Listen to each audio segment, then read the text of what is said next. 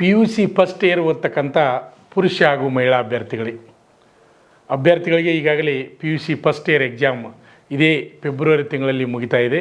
ನಿಮಗೆ March, April ಮತ್ತು ಮೇ 3 ತಿಂಗಳು ನಿಮ್ಗೆ ಕಾಲಾವಕಾಶ ಸಿಗ್ತದೆ. ಅಷ್ಟೇ ಅಲ್ಲದೆ ಜೂನ್ ತಿಂಗಳದಿಂದ ನಿಮಗೆ ನೆಕ್ಸ್ಟ್ ಏನಪ್ಪ ಅಂದ್ರೆ PUC ಸೆಕೆಂಡ್ ಇಯರ್ ಕ್ಲಾಸ್ಗಳು ನಡೀತಾ ಇರ್ತವೆ. ಹೆಚ್ಚು ಜೂನ್ 15ರವರೆಗೆ ನಿಮ್ಗೆ ಹೋಗ್ತದೆ.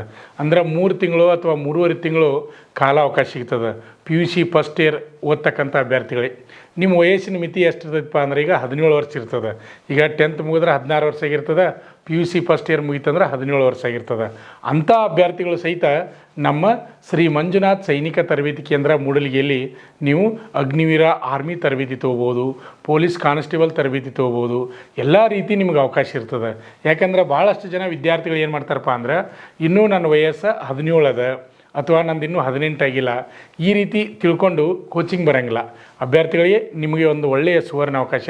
ಯಾಕಂದ್ರೆ 3 ತಿಂಗಳು ನೀವು ಅಲ್ಲಿ ತಿರುಗಾಡಿ ಇಲ್ಲಿ ತಿರುಗಾಡಿ ಟೈಮನ್ನು ಹಾಳು ಮಾಡಿದೆ ನೀವು ಇಂಡಿಯನ್ ಆರ್ಮಿ ಸೇರು ಕನಸದ ಅಥವಾ ಪೊಲೀಸ್ ಕಾನ್ಸ್ಟೇಬಲ್ ಆಗೋ ಕನಸೈತಪ್ಪ ಅಂದ್ರೆ ನಮ್ಮ ಸಂಸ್ಥೆಗೆ ನೀವು ತರಬೇತಿಗೆ ಬನ್ನಿ. ಇಲ್ಲಿ ಬಂದರೆ ಇನ್ನೊಂದು ಏನಪ್ಪ ಅಂದ್ರೆ ನೀವು ಆನ್ಲೈನ್ ಅರ್ಜಿ ಹಾಕಲಿಕ್ಕೆ ಆಗೋದಿಲ್ಲ. ಈಗ ಅಗ್ನಿವೀರ ಆರ್ಮಿ ಹೋಗ್ಬೇಕಂದ್ರೆ 17 ವರ್ಷ 6 ತಿಂಗಳು ಮೇಲ್ಪಟ್ಟಿರಬೇಕು. ಆಮೇಲೆ ಪೊಲೀಸ್ ಕಾನ್ಸ್ಟೇಬಲ್ ಹಾಕಂದ್ರೆ 18 ವರ್ಷ ಮೇಲಿರಬೇಕು. ಈ ರೀತಿ ಇರ್ತದೆ ವಯಸ್ಸಿನ ಮಿತಿ. ಆದರೆ ನಿಮಗೆ ವಯಸ್ಸು ಎಷ್ಟಿರ್ತದೆ? 17 ವರ್ಷ ಈಗಾಗಿರ್ತದೆ. ಆಗಿರೋದ್ರಿಂದ ನೀವು ಟೈಮನ್ನು ಹಾಳು ಮಾಡಿರಿ. ನೀವು ಬಂದು ತರಬೇತಿ ತೊಗೊಂಡಿರಪ್ಪ ಅಂದ್ರೆ ಈಗ ಉದಾಹರಣೆ ಅಗ್ನಿವೀರ ಆರ್ಮಿ ಹೋಗ್ಬೇಕಂತ ನಿಮ್ಮ ಕನಸದ ಅಂದ್ರೆ ಅದಕ್ಕೆ ಏನೇನು ಬೇಕು ಅಂತಕ್ಕಂಥ ಮಾಹಿತಿಯನ್ನು ನೀವು ತಿಳ್ಕೊಬೇಕು. ಈಗ ಹೈಟ್ ಎಷ್ಟು ಬೇಕು ರೀ? 166 ಸೆಂಟಿಮೀಟ್ರ್ಗಿಂತ ಹೆಚ್ಚಿಗೆ ಇರಬೇಕು. ಇದು ಜನರಲ್ ಡ್ಯೂಟಿ ಆಗಿರ್ಬೋದು, ಆಮೇಲೆ ಟ್ರೇಡ್ಮನ್ ಆಗಿರ್ಬೋದು. ಅದೇ ರೀತಿಯಾಗಿ PUC ಸೆಕೆಂಡ್ ಇಯರ್ ಮೇಲೆ ಹೋಗ್ತಕ್ಕಂಥ ಅಭ್ಯರ್ಥಿಗಳು ಕ್ಲರ್ಕ್ ಹೋಗೋರಿದ್ರೆ 162 ಸೆಂಟಿಮೀಟ್ರ್ ಇರ್ತದೆ. ಅದೇ ರೀತಿಯಾಗಿ ಟೆಕ್ನಿಕಲ್ ಹುದ್ದೆಗೆ PUC ಸೈನ್ಸ್ ಮೇಲೆ ಹೋಗೋರಿದ್ರೆ 165 ಸೆಂಟಿಮೀಟ್ರ್ ಇರ್ತದೆ. ಇದು ಅಗ್ನಿವೀರ ಆರ್ಮಿ ಸೇರಬೇಕಾದ್ರೆ. ಅದೇ ರೀತಿಯಾಗಿ ನಿಮ್ಗೆ ಏನು ಗೊತ್ತಾಗ್ತದಪ್ಪ ಅಂದ್ರೆ ಇಲ್ಲಿ ಹೈಟ್ ಎಷ್ಟದ, ಆಮೇಲೆ ಚೆಸ್ಟು ನಾರ್ಮಲ್ ಲೆಟ್ರಿ 77 ಸೆಂಟಿಮೀಟ್ರಿಂದ ವಿಸ್ತಾರ ಮಾಡಿದಾಗ 82 ಸೆಂಟಿಮೀಟ್ರ್ ಆಗಬೇಕು.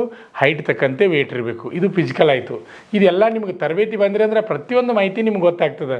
ಇಲ್ಲಿ ಆರ್ಮಿಗೆ ಹೋಗಬೇಕಾದ್ರೆ ಏನೇನು ಅರ್ಹತೆ ಬೇಕು, ಆಮೇಲೆ ಫಸ್ಟ್ ಎಕ್ಸಾಮ್ ಯಾವ ರೀತಿ ಇರ್ತದೆ, ಸೈನ್ಸ್ ಎಷ್ಟು ಕ್ವಶನ್ ಇರ್ತಾವೆ, ಜನರಲ್ ನಾಲೆಜ್ ಎಷ್ಟು ಕ್ವಶನ್ ಇರ್ತಾವೆ, ಆಮೇಲೆ ಮ್ಯಾಥ್ಸ್ ಎಷ್ಟು ಕ್ವಶನ್ ಇರ್ತಾವೆ, ಮೆಂಟಲ್ ಎಬಿಲಿಟಿ ಎಷ್ಟು ಕ್ವಶನ್ ಇರ್ತಾವೆ, ಆಮೇಲೆ ಫಿಸಿಕಲ್ ಯಾವ ರೀತಿ ಇರ್ತದೆ. ಫಿಸಿಕಲ್ ಅಂದರೆ ರನ್ನಿಂಗ್ 1600 ಮೀಟ್ರನ್ನು 5 ನಿಮಿಷ 30 ಸೆಕೆಂಡ್ ಒಳಗೆ ಓಡಿದ್ರೆ ಫಸ್ಟ್ ಗ್ರೂಪ, ಆಮೇಲೆ 5:31ರಿಂದ 5:45 ಓಡಿದ್ರೆ ಸೆಕೆಂಡ್ ಗ್ರೂಪ, ಆಮೇಲೆ ಪ್ಲಪ್ಸ 10 ತೆಗೆದ್ರೆ ಎಕ್ಸಲೆಂಟ, 6 ತೆಗೆದ್ರೆ ಪಾಸ, ಆಮೇಲೆ ಲಾಂಗ್ ಜಂಪ್ 9 ಫೂಟ್ ಇರ್ತದೆ, ಆಮೇಲೆ ಜಿಗ್ಜಾಗ್ ನಡಿಗೆ ಇರ್ತದೆ. ಪ್ರತಿಯೊಂದು ಮೆಡಿಕಲ್ ಯಾವ ರೀತಿ ಇರ್ತದೆ ಪ್ರತಿಯೊಂದು ನೀವು ಅಡ್ವಾನ್ಸ್ ಆಗಿ ತಿಳ್ಕೊಂಡ್ರಿ ಅಂದರೆ ಮುಂದೆ ನೀವು ಅಗ್ನಿವೀರ ಆರ್ಮಿ ಸೇರ್ಬೋದು. ಅದೇ ರೀತಿಯಾಗಿ ನೀವು ರೈಲ್ವೆ ಪೊಲೀಸ್ ಕಾನ್ಸ್ಟೇಬಲ್ ಹಾಕಂದ್ರೆ ಅದಕ್ಕೆ ಹೈಟ್ ಎಷ್ಟೈತಪ್ಪ ಅಂದ್ರೆ 165 ಸೆಂಟಿಮೀಟ್ರ್ ಅದ. ಅದನ್ನು ಸಹಿತ ನೀವು ತಿಳ್ಕೊಬೋದು. ಅಲ್ಲಿ ಸಬ್ಜೆಕ್ಟ್ ಎಕ್ಸಾಮ್ ಯಾವ ರೀತಿ ಇರ್ತದೆ, GK ಕ್ವಶನ್ ಎಷ್ಟು ಬರ್ತಾವೆ, ಮ್ಯಾಥ್ಸ್ ಕ್ವಶನ್ ಎಷ್ಟು ಬರ್ತಾವೆ, ಆಮೇಲೆ ಮೆಂಟಲ್ ಎಬಿಲಿಟಿ ಎಷ್ಟು ಬರ್ತಾವೆ, ಪ್ರತಿಯೊಂದು ತಿಳ್ಕೊಬೇಕು. ಆಮೇಲೆ ಫಿಸಿಕಲ್ ಎಷ್ಟು ಇರ್ತದೆ, ಆಮೇಲೆ ಹೈಟ, ವೇಟ, ಚೆಸ್ಟ, ರನ್ನಿಂಗ, ಹೈ ಜಂಪ, ಲಾಂಗ್ ಜಂಪ ಪ್ರತಿಯೊಂದು ತಿಳ್ಕೊಂಡಿರಪ್ಪ ಅಂದ್ರೆ ನೀವು RPF ಅಂದರೆ ರೈಲ್ವೆ ಡಿಪಾರ್ಟ್ಮೆಂಟ್ನಾಗ ಸಹಿತ ಕಾನ್ಸ್ಟೇಬಲ್ ಆಗುವಂಥ ಅವಕಾಶ. ಅದೇ ರೀತಿಯಾಗಿ SSC GD ಹೋಗ್ತಕ್ಕಂಥ ಅಭ್ಯರ್ಥಿಗಳಿದ್ರೆ ಅಲ್ಲಿ ಹೈಟ 170 ಮೇಲೆ ಇರಬೇಕು. ಆಮೇಲೆ ST ಅಭ್ಯರ್ಥಿಗಳಿಗೆ ಮಾತ್ರ ಏನಿರ್ತದೆ ರೀ 162 ಸೆಂಟಿಮೀಟ್ರ್ಗಿಂತ ಮೇಲೆ ಇರಬೇಕು. ಆಮೇಲೆ ಮಹಿಳಾ ಅಭ್ಯರ್ಥಿಗಳಿದ್ರೆ ಅಗ್ನಿವೀರ ಆರ್ಮಿ ಹೋಗ್ಕಂದ್ರೆ 162 ಸೆಂಟಿಮೀಟ್ರ್ ಮೇಲೆ ಬೇಕು. ಅದೇ ರೀತಿಯಾಗಿ ಬೇರೆ ನೀವು ಡಿಪಾರ್ಟ್ಮೆಂಟ್ ಹೋಗ್ಕಂದ್ರೆ 157 ಸೆಂಟಿಮೀಟ್ರ್ಗಿಂತ ಹೆಚ್ಚಿಗೆ ಮಹಿಳೆಯರಿಗೆ ಹೈಟ್ ಇದ್ದರೆ ನೀವು ಅಲ್ಲಿ ಹೋಗಲಿಕ್ಕೆ ಅವಕಾಶ ಇರ್ತದೆ. ಆಮೇಲೆ ಅಗ್ನಿವೀರ ಏರ್ಫೋರ್ಸ್ ಹೋಗ್ಕಂದ್ರೆ ಅಲ್ಲಿ 152 ಸೆಂಟಿಮೀಟ್ರ್ಗಿಂತ ಹೆಚ್ಚಿಗೆ ಇದ್ರೆ ಸಹಿತ ಅಲ್ಲಿ ಹೋಗುವಂಥ ಅವಕಾಶ ಇರ್ತದೆ.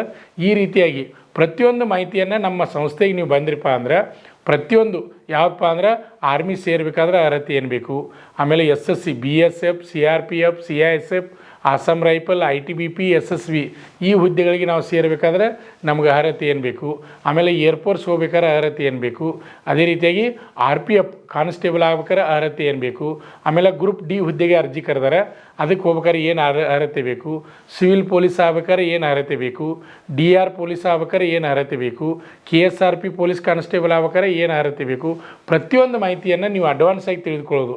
ಯಾಕಂದ್ರೆ 3 ತಿಂಗಳ ಟೈಮ್ ಅಲ್ಲಿ ಇಲ್ಲಿ ಹಾಳು ಮಾಡಲ್ಲ. ಸಿಲಾಬಸ್ ಏನೈತಿ, ಫಿಸಿಕಲ್ ಏನೈತಿ, ಮೆಡಿಕಲ್ ಏನೈತಿ ಸಂಪೂರ್ಣ ಮಾಹಿತಿಯನ್ನು ನೀವು ತಿಳ್ಕೊಂಡಿರಪ್ಪ ಅಂದ್ರೆ ನೀವು PUC ಸೆಕೆಂಡ್ ಇಯರ್ ಮುಗಿದ ತಕ್ಷಣ ನೀವು ನೌಕರಿ ಮಾಡುವಂಥ ಅವಕಾಶ ಇರ್ತದೆ ಅಭ್ಯರ್ಥಿಗಳೇ. ಆದ್ದರಿಂದ PUC ಫಸ್ಟ್ ಇಯರ್ ಎಕ್ಸಾಮ್ ಮುಗಿದ ತಕ್ಷಣ ಟೈಮನ್ನು ಹಾಳು ಮಾಡದೆ ನಮ್ಮ ಶ್ರೀ ಮಂಜುನಾಥ್ ಸೈನಿಕ ತರಬೇತಿ ಕೇಂದ್ರ ಮೂಡಲಿಗೆ ಬನ್ನಿ. ಡಿಫೆನ್ಸ್ ಫೋರ್ಸ್ಗಳ ಬಗ್ಗೆನ ನಾವು ಮಾಹಿತಿಯನ್ನು ತಿಳಿಸ್ಕೊಡ್ತೀವಿ. ಆಮೇಲೆ 400 ಮೀಟರ್ ಟ್ರ್ಯಾಕ್ನಾಗ ಪ್ರತಿನಿತ್ಯ ನಿಮ್ಮ ರನ್ನಿಂಗನ್ನು ಪ್ರಾಕ್ಟೀಸ್ ಮಾಡಿಸ್ತೀವಿ, ವಾರ್ಮಪ್ ಎಕ್ಸಸೈಸನ್ನು ಮಾಡಿಸ್ತೀವಿ. ಸಿಲೆಕ್ಷನ್ ಪ್ರೊಸೆಸ್ ಯಾವ ರೀತಿ ಇರ್ತದೆ ಅದೇ ರೀತಿ ಪ್ರತಿನಿತ್ಯ ನಾವು ನಿಮ್ಗೆ ತರಬೇತಿಯನ್ನು ನೀಡ್ತೀವಿ ಅಭ್ಯರ್ಥಿಗಳೇ. ಆದ್ದರಿಂದ ಪುರುಷ ಹಾಗೂ ಮಹಿಳಾ ಅಭ್ಯರ್ಥಿಗಳು PUC ಫಸ್ಟ್ ಇಯರ್ ಎಕ್ಸಾಮ್ ಮುಗಿದ ತಕ್ಷಣ ನೀವು ನಮ್ಮ ಸಂಸ್ಥೆಗೆ ತರಬೇತಿಗೆ ಬರ್ಬೋದು. ನಂದು ವಯಸ್ಸಾಗಿಲ್ಲ ಅಂತ ವಿಚಾರ ಮಾಡೋಂಥದ್ದಾಗಿಲ್ಲ. ನೀವು ಅಡ್ವಾನ್ಸ್ ಆಗಿ ತರಬೇತಿ ತೊಗೊಂಡ್ರಿ ಅಂದರೆ ನಿಮ್ಮ ವಯಸ್ಸು ಮುಗಿಗುಡ್ದೇ ನೀವು ಏನು ಮಾಡ್ಬೋದಪ್ಪ ಅಂದ್ರೆ ಜಾಬ್ಗೆ ಹೋಗಲಿಕ್ಕೆ ಒಳ್ಳೆಯ ಅವಕಾಶ ಸಿಗ್ತದೆ. ಸೆಕೆಂಡ್ ಇಯರ್ ಮುಗಿದ ತಕ್ಷಣ ನೀವು ನೌಕರಿಯನ್ನು ಸೇರಲಿಕ್ಕೆ ಒಳ್ಳೆಯ ಅವಕಾಶ ಸಿಗ್ತದೆ. ಯಾಕಂದ್ರೆ ನಾವು ಗುರಿ ಹೆಂಗೆ ಇಡಬೇಕಪ್ಪ ಅಂದ್ರೆ ನಮ್ಮ ಶಿಕ್ಷಣ ಏನಾಗಿದೆ, ನಮ್ಮ ಪರ್ಸೆಂಟೇಜ್ ಏನದ, ಆಮೇಲೆ ನಾವು ಎದಕ್ಕೆ ಎಲಿಜಿಬಲ್ ಅದೀವಿ ಅಂದರೆ ನಮ್ಮ ಹೈಟ್ ಏನದ, ವೇಟ್ ಏನದ, ಚೆಸ್ಟ್ ಏನದ, ನಾವು ಎದಕ್ಕೆ ತಯಾರಾಗ್ಬೋದು ಅಂತಕ್ಕಂಥ ಅಡ್ವಾನ್ಸ್ ಆಗಿ ಮಾಹಿತಿಯನ್ನು ತೊಗೊಂಡ್ರಪ್ಪ ಅಂದ್ರೆ ನೀವು ಆರಾಮ್ ಈಸಿಯಾಗಿ ನೀವು ಕಂಡಂಥ ಕನಸನ್ನು ಇಂಡಿಯನ್ ಆರ್ಮಿ ಸೇರೋ ಕನಸಿರ್ಬೋದು, ಅಥವಾ ಪೊಲೀಸ್ ಕಾನ್ಸ್ಟೇಬಲ್ ಆಗೋ ಕನಸಿರ್ಬೋದು, ಅಥವಾ ಏರ್ಫೋರ್ಸ್ನಲ್ಲಿ ನೇವಿಯಲ್ಲಿ ನೀವು ಸೇರುವಂಥ ಕನಸಿರ್ಬೋದು. ಪ್ರತಿಯೊಂದನ್ನು ನೀವು ಅಡ್ವಾನ್ಸ್ ಆಗಿ ತಿಳ್ಕೊಂಡ್ರಪ್ಪ ಅಂದ್ರೆ ನೀವು ಆರಾಮ್ ಈಸಿಯಾಗಿ ಅಲ್ಲಿ ಪಾಸ್ ಆಗ್ಬೋದು, ನಿಮ್ಮ ಗುರಿಯನ್ನು ಮುಟ್ಬೋದು. ಅಭ್ಯರ್ಥಿಗಳೇ, ನಮ್ಮ ಸಂಸ್ಥೆಯಲ್ಲೀಗ ಪುರುಷ ಹಾಗೂ ಮಹಿಳಾ ಅಭ್ಯರ್ಥಿಗಳಿಗೆ ಪ್ರವೇಶ ಪ್ರಾರಂಭವಾಗಿದೆ. ಯಾರು ಇಂಟ್ರೆಸ್ಟ್ ಇದ್ದರೆ ನಿಮ್ಮ PUC ಫಸ್ಟ್ ಇಯರ್ ಪರೀಕ್ಷೆ ಮುಗಿದ ತಕ್ಷಣ ಬರ್ರಿ, ಆರಾಮ್ 2 ತಿಂಗಳು 3 ತಿಂಗಳು ತರಬೇತಿ ತೊಗೊಂಡ್ರಿಪ್ಪ ಅಂದ್ರೆ ಮುಂದೆ ನೀವು ನಿಮ್ಮ ಜೀವನದ ಗುರಿಯನ್ನು ಮುಟ್ಟಲಿಕ್ಕೆ ಅನುಕೂಲ ಆಗ್ತದೆ ಅಂತಕ್ಕಂಥ ಮಾತನ್ನು ಹೇಳ್ತೀನಿ. ಅಭ್ಯರ್ಥಿಗಳೇ, ಈ ವಿಡಿಯೋನ ನೋಡಿದಂಥವ್ರು ಈಗ PUC ಫಸ್ಟ್ ಇಯರ್ ಓದ್ತಕ್ಕಂಥ ಅಭ್ಯರ್ಥಿಗಳಿಗೆ ಈ ವಿಡಿಯೋನ ಶೇರ್ ಮಾಡಿ. ಇನ್ನೂ ಯಾರು ನಮ್ಮ ಯೂಟ್ಯೂಬ್ ಚಾನಲನ್ನು ಸಬ್ಸ್ಕ್ರೈಬ್ ಮಾಡಿಲ್ಲ ಅಂಥವರು ಈ ಕೂಡಲೇ ಸಬ್ಸ್ಕ್ರೈಬ್ ಆಗಿ ಪ್ರತಿನಿತ್ಯ ಬರ್ತಕ್ಕಂಥ ವಿಡಿಯೋಗಳನ್ನು ಗಮನಿಸ್ತಾ ಇರಿ. ಹಾಗೆ ಈ ವಿಡಿಯೋ ನಿಮಗೆ ಇಷ್ಟವಾದರೆ ಲೈಕ್ ಮಾಡಿ, ನಿಮ್ಮ ಸ್ನೇಹಿತರಿಗೂ ಶೇರ್ ಮಾಡಿ. ವಿಡಿಯೋವನ್ನು ವೀಕ್ಷಣೆ ಮಾಡ್ತಕ್ಕಂಥ ಎಲ್ಲರಿಗೂ ನಮಸ್ಕಾರ. ಆತ್ಮೀಯ ವೀಕ್ಷಕರೇ, ನಮ್ಮಲ್ಲಿ SSC GD, ಅಗ್ನಿವೀರ ಆರ್ಮಿ ಮತ್ತು RPF ಹುದ್ದೆಗಳಿಗೆ ಪುರುಷ ಹಾಗೂ ಮಹಿಳಾ ಅಭ್ಯರ್ಥಿಗಳಿಗೆ ಪೂರ್ವಭಾವಿಯಾಗಿ ದೈಹಿಕ ಮತ್ತು ಲಿಖಿತ ಪರೀಕ್ಷೆಯ ತರಬೇತಿ ಕೊಡಲಾಗುವುದು. ಪ್ರವೇಶಗಳು ಪ್ರಾರಂಭವಾಗಿವೆ. ಅಭ್ಯರ್ಥಿಗಳಿಗೆ ನಾವೊಂದು ಚಾಲೆಂಜನ್ನು ಮಾಡ್ತಾ ಇದ್ದೀವಿ. ಅಭ್ಯರ್ಥಿಗಳೇ, ನಮ್ಮ ಸಂಸ್ಥೆಗೆ ನೀವು ತರಬೇತಿ ಬಂದು 3 ತಿಂಗಳು ತರಬೇತಿಯನ್ನು ಪಡೆದು ನೀವೇನಾದರೂ ಫೇಲ್ ಆದರೆ ಕೋಚಿಂಗ್ ಫೀಸ್ ವಾಪಸ್ ನೀಡುತ್ತೇವೆ. ಆದರೆ ನೀವು ಏನು ಮಾಡಬೇಕಪ್ಪ ಅಂದ್ರೆ ಪ್ರತಿಯೊಂದು ಪೀರಿಯಡ್ಗೆ ಕಂಪಲ್ಸರಿಯಾಗಿ ಪೀರಿಯಡ್ಗೆ ನೀವು ಅಟೆಂಡ್ ಆಗಬೇಕು. ಅಂಥ ಅಭ್ಯರ್ಥಿಗಳಿಗೆ ಮಾತ್ರ ಈ ಚಾಲೆಂಜ್ ಅನ್ವಯಿಸುವುದು. ಪಾಲಕರ ಆಶೀರ್ವಾದ, ಯುವಕರ ಪ್ರೋತ್ಸಾಹದಿಂದ ಸರ್ಕಾರದಿಂದ ಮಾನ್ಯತೆ ಪಡೆದು ಕರ್ನಾಟಕದಲ್ಲಿ ಯಶಸ್ವಿಯಾಗಿ 21ನೇ ವರ್ಷದಲ್ಲಿ ಮುನ್ನಡೆಯುತ್ತಿರುವ ಸಂಸ್ಥೆಯಿಂದ ಇಂಡಿಯನ್ ಆರ್ಮಿಯಲ್ಲಿ Agniveer, general duty, tradesman, army assistant officer, store keeper ಮತ್ತು ಟೆಕ್ನಿಕಲ್ ಹುದ್ದೆಗಳಿಗೆ ಅಗ್ನಿವೀರ ಇಂಡಿಯನ್ ಆರ್ಮಿಯನ್ನ ಸೇರಬಯಸುವ ಅಭ್ಯರ್ಥಿಗಳಿಗೆ ಪೂರ್ವಭಾವಿಯಾಗಿ ಕಂಪ್ಯೂಟರ್ ಬೇಸ್ಡ್ ಎಕ್ಸಾಮ್ ಹಾಗೂ ದೈಹಿಕ ಪರೀಕ್ಷೆಗಳಿಗೆ ತರಬೇತಿ ನೀಡಲಾಗುವುದು.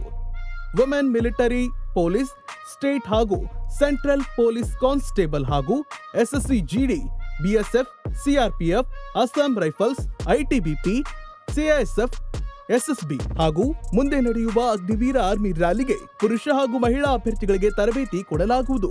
ಹಾಸ್ಟೆಲ್ ಸೌಲಭ್ಯ ಕೂಡ ಇರುತ್ತೆ. ಸಂಪರ್ಕಿಸಿ ಶ್ರೀ ಮಂಜುನಾಥ ಸೈನಿಕ ತರಬೇತಿ ಕೇಂದ್ರ, ಮೂಡಲ್ಗಿ, ತಾಲೂಕು ಮೂಡಲ್ಗಿ, ಜಿಲ್ಲೆ ಬೆಳಗಾವಿ, ರಾಜ್ಯ ಕರ್ನಾಟಕ. ಪ್ರವೇಶ ಪ್ರಾರಂಭವಾಗಿದೆ.